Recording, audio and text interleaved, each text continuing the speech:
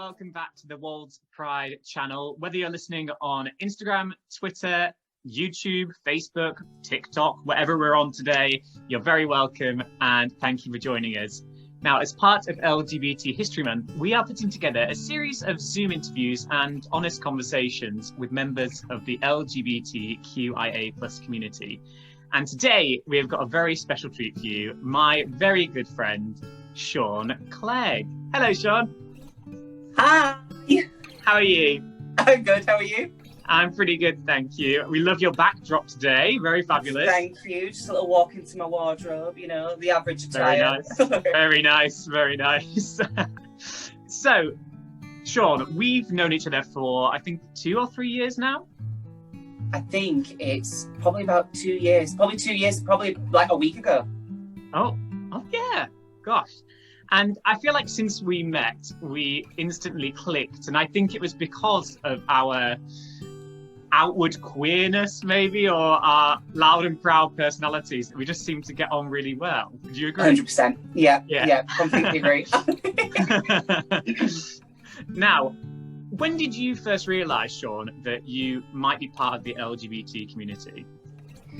I think growing up, I always had an inkling that I wasn't the same as my brother, who isn't, other than being an ally. He's not a part of the LGBT community. I've always known that there's something not, say, the norm with my gender and my sexual identity.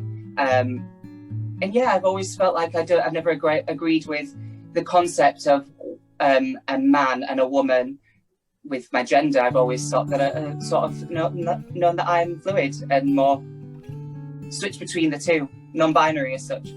Yeah. So is that how you'd like to be referred to, as non-binary, or would you just say gender fluid? Both are pretty accurate. I like the term non-binary because it's proving that I'm not in the binary scale of it being male and female, whereas gender fluid has more of the hint of it being towards you switch out of each gender, even though many times in the day I could be sat in a t-shirt and shorts, and the next minute I'm like, I want a dress on. Well, you've got plenty of choice in your wardrobe behind you. I do. Not short for garments there. So do you feel like when you do wear perhaps gender fluid clothing, do you think you're making a statement when you walk down the street? Oh, completely. Yeah. I think that image is one massive thing in the world that it's the first impression really that people take from it. And I've always felt that putting on a certain item of clothing, putting on a certain colour, putting together certain things can make a statement and make a difference and makes an impression, really. When I got into costuming and started working in costumes, that's really one thing that really took me into the mindset of it being like, I love to explore that world, and it makes me feel more confident in myself. It makes me feel more comfortable approaching the scary world we have. Yeah, I was going to say, do you feel empowered when you just put on whatever you like and yeah, have that freedom? Completely. Yeah. Even if I'm just about to get into pajamas, I think about what I'm putting on. Oh, fantastic. Do you think there is a large representation for your community of what you identify as? Or do you think there could be more out there?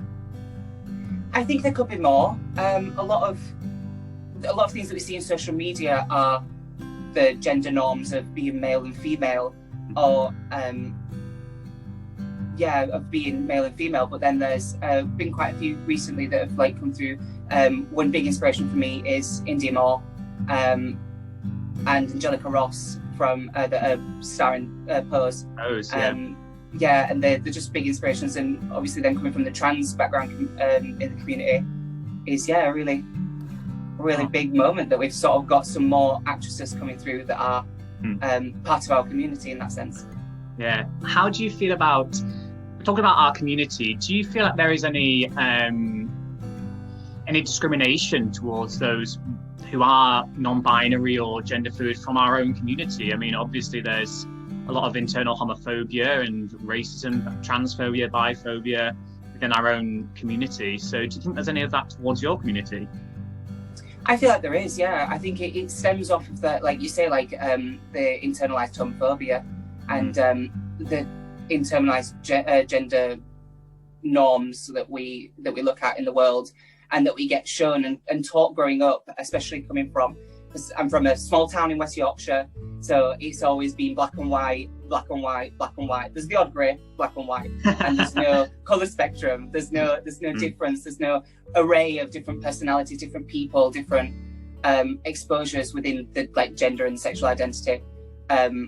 Which, especially once I moved into a large community when I moved to London, it really helped me identify myself, as well as then coming back home and meeting people that are like me that I found in my community. That's fantastic. And I love that one of our catchphrases is painting with all the colours of the rainbow, or using all the crayons in the box, that kind of vibe. So it's great that you have been able to do that in London with the larger community and find yourself. Speaking about finding yourself, I want to know, when do you feel you're freest and most powerful? Oh, I think it'll have to be when I'm with the people that support me the most. So, such as like my close family that are so supportive of me being who I am and being whatever I want to be. I could turn around one day and be like, I'm going to be a sailor. And they'd be like, okay. Go for it. Go for it. Why not? Try it. You never know.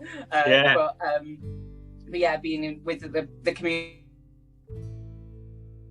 that I love, everything, such as you, such as my best friends and my work colleagues, all that kind of people. That's when I feel the most like supported and like the most confident with myself.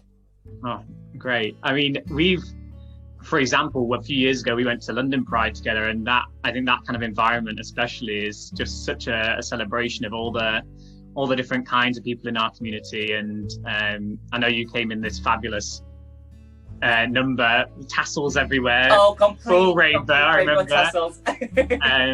So I love that we can live our truth on days like that and events like that. Yeah. Fantastic. Well, thank you so much for coming on today, Shaun, and talking to us. I hope everyone found it quite insightful hearing from Shaun and his experiences. Now, have you got any social media handles we can follow you on, Shaun? You can find me on Twitter and Instagram under the username Shaun David _ I had to think that. Fantastic. So do be sure to go and follow Shaun and keep it with all his personal highlights, stories, and fashion moments. I can promise you there are a lot of good looks on there and it's creation. Really fashion moments. Thanks a lot, Shaun. I'll see you later. Thank you. See you later.